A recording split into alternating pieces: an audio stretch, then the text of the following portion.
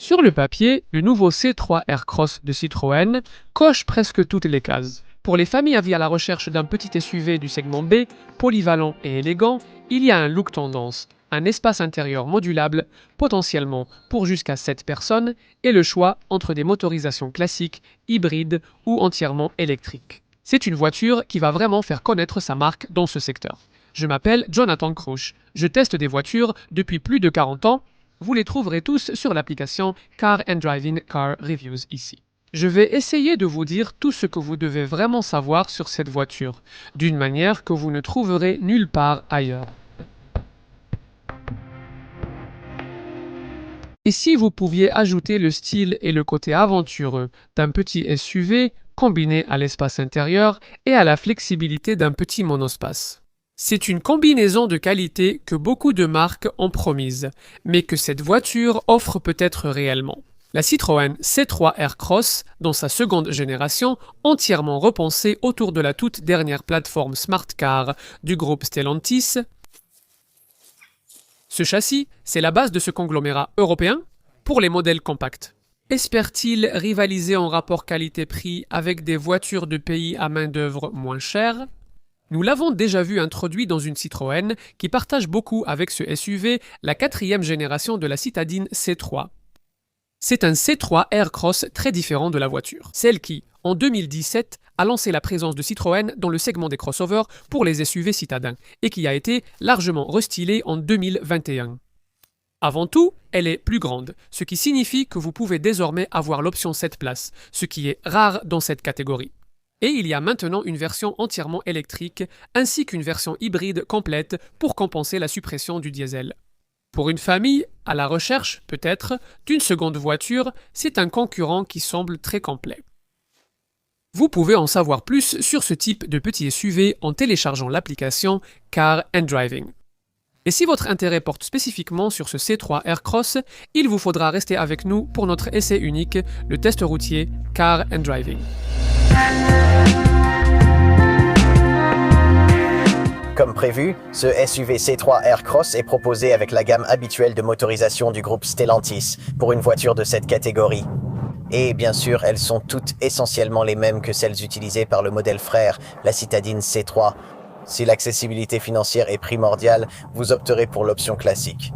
Un moteur essence, 3 cylindres turbo-compressé, turbo 100 de 1,2 litres développant 100 chevaux associé à ce type de transmission qui disparaît rapidement, une boîte de vitesse manuelle, celle-ci à 6 rapports. Pour cette deuxième génération du C3 Aircross, il n'y a pas d'alternative diesel. À la place, Citroën souhaite que vous considériez sa motorisation hybride 48 volts qui est proposée en version 136 chevaux. Ici, le même moteur essence 1,2 litres est associé à une boîte automatique EDSC6 à 6 rapports uniques avec un moteur électrique intégré. Alimenté par une petite batterie, ce moteur peut prendre en charge la conduite jusqu'à 50% du temps en circulation urbaine. L'hybride dispose des modes D et L pour sa transmission et peut atteindre 100 km/h en 9,1 secondes, soit une seconde et demie plus rapidement que la version essence standard pour atteindre une vitesse maximale de 200 km/h. Si vous souhaitez davantage d'électrification, tournez-vous vers le EC3 Aircross électrique. Nous faisons de notre mieux. Cette voiture a été lancée avec une batterie d'entrée de gamme de 44 kWh à autonomie standard. Mais pour notre marché, Citroën se concentre principalement sur la batterie de 54 kWh à grande autonomie qui permet d'atteindre jusqu'à 400 km entre deux charges. Elle est équipée du moteur de 113 chevaux à l'avant, habituel sur les petits véhicules électriques de Stellantis, ce qui permet à la voiture d'atteindre les 100 km/h en 13 secondes pour une vitesse maximale de seulement 143 km/h. À pleine vitesse, quel que soit le type de motorisation choisi pour votre Aircross, vous constaterez que le confort de conduite est prioritaire. C'est une caractéristique traditionnelle de Citroën grâce au fait que les butées hydrauliques d'amortisseurs Advanced Comfort des modèles plus grands ont été reprises sur celui-ci. Est-ce un tapis volant, comme le suggère Citroën ? Non, pas vraiment, mais c'est certainement mieux que la norme de la catégorie et nettement mieux que l'Opel Frontera équivalente et autrement identique sur le plan technique.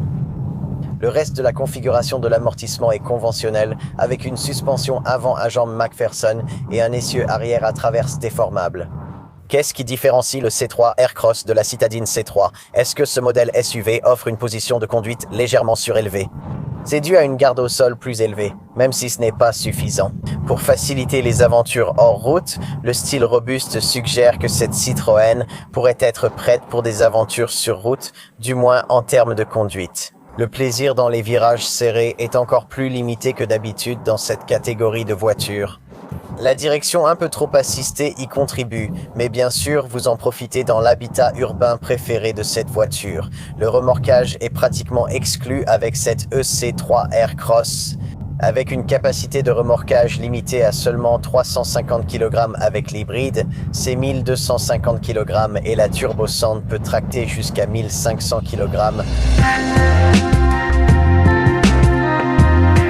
Comme on pouvait s'y attendre, le style anguleux et carré que Citroën a décidé d'adopter pour ses futurs modèles, inspiré du concept car Oli de la marque en 2022, convient mieux à ce C3 Aircross qu'à la 4e génération de la citadine C3.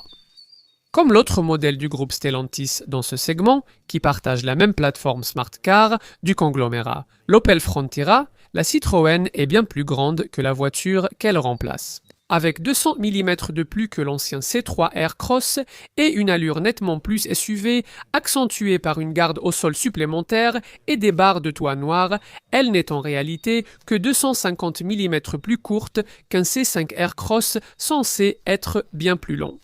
Les ailes et les voies sont plus larges que celles du modèle d'honneur C3. Et ce toit de couleur contrastée, également proposé en noir, est soit de série, soit en option, selon le niveau de finition que vous choisissez. Les élargisseurs d'ailes noires ornés du logo Chevron accueillent des jantes alliage aragonite bitan diamantées de 17 pouces qui sont de série sur tous les modèles. Comme l'est ce que Citroën appelle un clip couleur sur le menton C, qui est également repris sur le pare-choc avant en dessous, dans une section de style sabot de protection grise. Ici, à l'avant droit et massif. Le dernier emblème de la marque est encadré par une bande de chevrons qui se prolonge dans les feux de route intelligents. Phares à LED. On retrouve davantage de motifs en chevron sur la calandre inférieure et les anti-brouillards avant sont intégrés dans le pare-choc. À l'arrière, on trouve un discret becquet de toit, un petit essuie-glace arrière ainsi qu'un autre panneau inférieur de style sabot de protection gris sur le pare-choc. Si vous avez opté pour cette finition max haut de gamme, vous bénéficierez également de ces feux arrière à LED 3D. Donc, tout est très différent du modèle précédent. En sera-t-il de même à l'intérieur? Absolument. Comme pour la citadine C3, ce C3 Aircross propose ce que Citroën appelle un affichage tête haute, qui en réalité n'en est pas vraiment un. C'est une bande d'affichage étroite, semblable à une fente de boîte aux lettres, affichant quelques instruments numériques, surtout la vitesse et l'autonomie. Cela fonctionne avec le volant à méplat de forme ovale, presque aussi inhabituel, face auquel vous êtes installé sur ces sièges moelleux Advanced Comfort. Ici, avec la finition en gris métropolitain contrasté, vous bénéficiez de la finition haut de gamme Max. Tous les modèles sont équipés de cet écran central de 10,25 pouces qui bénéficie de la navigation 3D connectée dans cette version haut de gamme. L'écran d'accueil propose les habituels widgets pour la radio, le téléphone, la navigation et les réglages. Et vous pouvez faire glisser vers la gauche pour accéder à Apple CarPlay et Android Auto.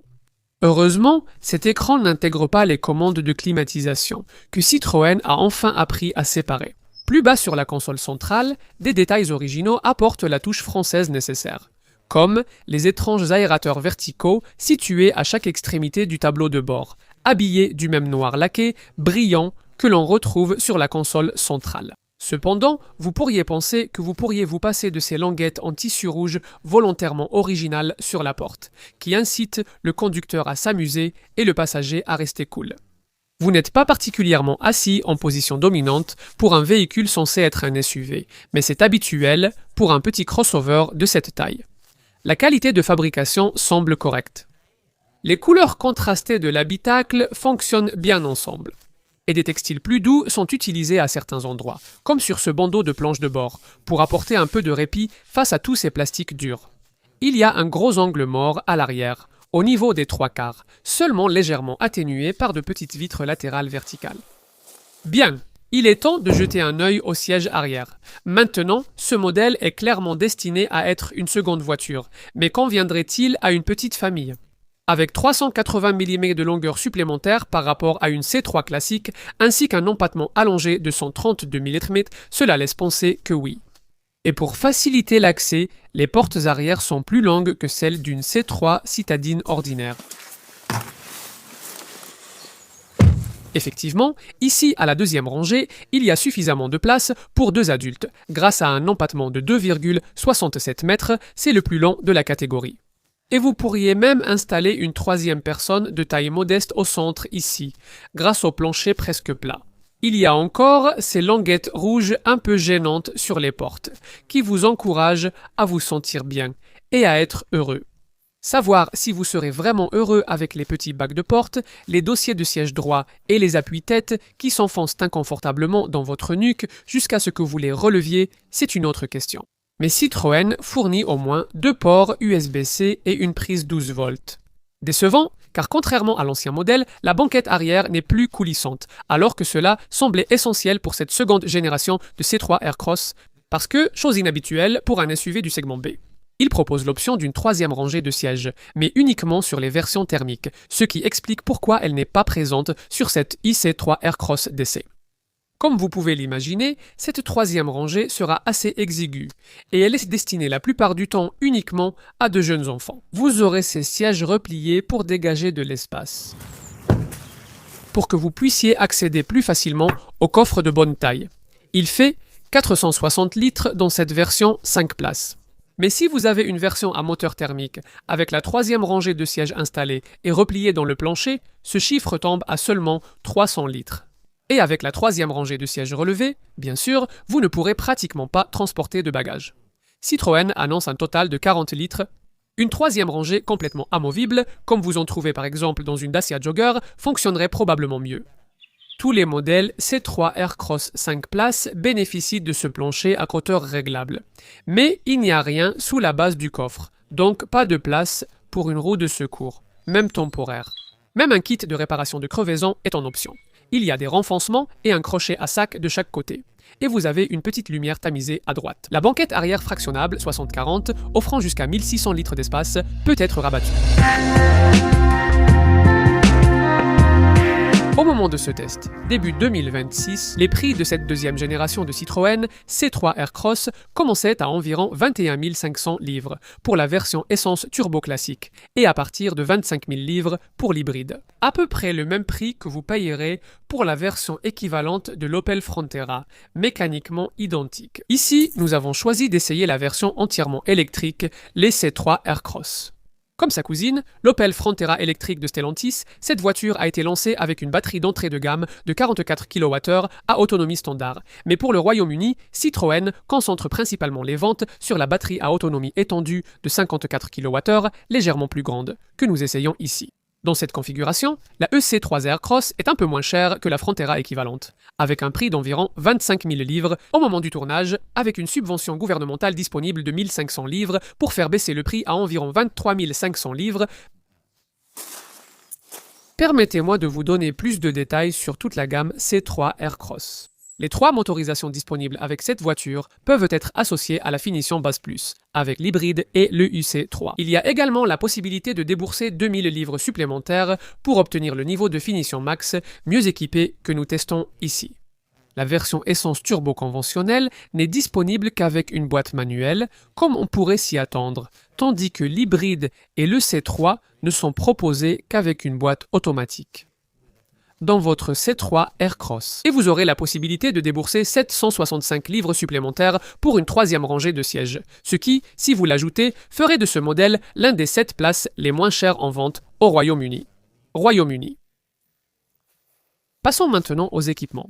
La finition Base Plus est livrée de série avec la suspension Citroën Advanced Comfort, des phares à LED et des feux de jour, des capteurs de stationnement arrière, une caméra de recul, le régulateur de vitesse avec limiteur et des jantes alliage de 17 pouces. À l'intérieur, il y a des sièges Advanced Comfort et la climatisation automatique. La partie multimédia est assurée par un écran tactile de 10,25 pouces avec la compatibilité Apple CarPlay et Android Auto sans fil pour la réplication du smartphone. Si vous pouvez passer à la deuxième finition max, vous bénéficierez également de feux arrière à LED 3D, d'un toit biton blanc ou noir selon la couleur de la carrosserie et de capteurs de stationnement avant. Vous aurez aussi la navigation connectée 3D, la recharge sans fil pour smartphone, un rétroviseur intérieur électrochrome et un pack hiver comprenant des sièges chauffants, un volant chauffant et un pare-brise chauffant. Il y a aussi une finition de sellerie plus élégante en noir et gris clair métropolitain. Côté sécurité, tous les C3 Aircross disposent du freinage de sécurité actif, de l'alerte de franchissement de ligne, de l'alerte d'attention conducteur et de la reconnaissance des panneaux. Heureusement, il y a des boutons physiques pour désactiver bon nombre de ces systèmes si vous les trouvez intrusifs. De plus, vous bénéficiez de 6 airbags reliés, bien sûr, à un système d'appel d'urgence électronique. Avec la finition max, la détection d'angle mort est également de série. Les petits SUV ne peuvent pas être aussi efficaces que les citadines. Leur poids supplémentaire et leur aérodynamisme moins affiné les en empêchent. Ce C3 Aircross ne fait pas exception à cette règle en termes de poids, affichant environ 100 kg de plus qu'une C3 ordinaire. Cela entraîne une pénalité d'environ 10% sur les chiffres de consommation de carburant et d'émissions de CO2 auxquels vous pouvez vous attendre. C'est un surcoût que, selon nous, la plupart des propriétaires potentiels seront tout à fait prêts à payer en échange du style supplémentaire qu'offre la conduite d'une voiture de ce genre. Il convient toutefois de souligner que la légèreté inhérente à la C3 standard fait que le poids supplémentaire de cette version SUV ne la rend pas particulièrement lourde. En réalité, elle ne pèse pas beaucoup plus qu'une voiture comme par exemple une citadine ordinaire comme l'Opel Corsa. Et le résultat devrait être un ensemble de coûts d'utilisation très économiques. Vous pouvez vous attendre à 5,6 litres au 100 km en cycle mixte et à 135 grammes de CO2 par kilomètre pour la version classique 1,2 litres turbocente. Avec le modèle hybride 48 volts, vous pourriez améliorer cela à 4,9 litres au 100 km en cycle mixte et 120 grammes de CO2 par kilomètre. Comme mentionné dans notre section conduite, Citroën annonce que le C3 Aircross peut atteindre 400 km d'autonomie en version étendue. La batterie de 54 kWh associée à une capacité de recharge DC maximale assez modeste de 100 kW est moins compétitive dans sa catégorie. Cependant, lorsque vous êtes en déplacement, la batterie peut tout de même être rechargée de 20 à 80% en 28 minutes. La recharge en courant alternatif à la maison de 20 à 80%. En utilisant une wallbox monophasée de 7,4 kW, il faut 5 heures et 5 minutes, mais vous pouvez réduire ce temps à un peu moins de 3 heures, en payant un supplément pour le chargeur embarqué de 11 kW, à condition que votre domicile ait une alimentation triphasée. L'assurance est classée en groupe 15 pour la TurboSend, groupe 24 pour l'hybride et groupe 15 pour cette version à autonomie étendue. Les valeurs résiduelles de l'EC3 Aircross après 3 ans et 58 000 km sont prévues à 47% pour cette EC3 et à 51% pour les modèles à combustion. L'entretien des modèles à combustion se fait chaque année ou tous les 20 000 km. Toutes les versions de cette Citroën seront couvertes par la garantie habituelle de la marque qui est de 3 ans ou 100 000 km et la batterie bénéficiera d'une couverture spécifique de 8 ans ou 160 000 km. Si le marché automobile était sensé et rationnel, il s'agirait d'un petit monospace. Comme l'ancien C3 Picasso, et à bien des égards, ce n'est qu'un monospace avec une mentalité de SUV. Nous aimons cette combinaison, et les acheteurs potentiels devraient aussi l'apprécier. Cette deuxième génération rajeunie de la C3 Aircross n'est pas particulièrement amusante à conduire, mais peu de SUV du segment B le sont. L'essentiel, c'est qu'elle ait un look sympa et agréable à l'intérieur, ce qui en fait une bonne voiture à posséder. Pourtant, en même temps, ce modèle est quasiment aussi pratique que le monospace qu'il aurait probablement été il y a quelques années. Ses autres principaux atouts sont typiquement Citroën. Les sièges Advanced Comfort enveloppants et les butées hydrauliques d'amortisseurs.